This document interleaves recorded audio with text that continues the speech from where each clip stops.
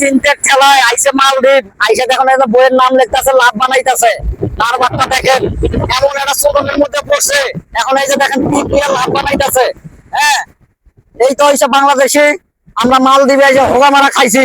আর এই যে ক্যামেরাম্যান, এই যে দেখেন আর একজন ক্যামেরাম্যান সাগর ভাড়া আইছি, আইসা কি করতেছি ও এখন এই যে এখন ইতিহাস লিখতেছে। ইতিহাস যে এখানে লেখা আছে এই মালদ্বীপে কেউ আসবেন না, আসলে পুটকি মারা খাবেন, গরম গরম প্লাস্টিকের ডিম আর হয়েছে মুরগি, ফ্রিজের মুরগি ছাড়া কিচ্ছু পাইবেন না।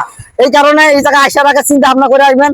এই যে আমরা লিখে দিয়ে যাইতেছি, বাংলাদেশে যারা আসবেন এই লেখাটা দেখে বুঝতে পারবেন, ঠিক আছে, যে এটা কাজদহ ব্রিজের দেলোয়ার সাইড লিখে দিয়ে গেছে যে এখানে কেউ আসবেন না, আসলেই পুটকি মারা খাবেন। এই দেখেন ভিডিও আরেকজন করতে, এটা টিকটকে আপলোড করা হবে।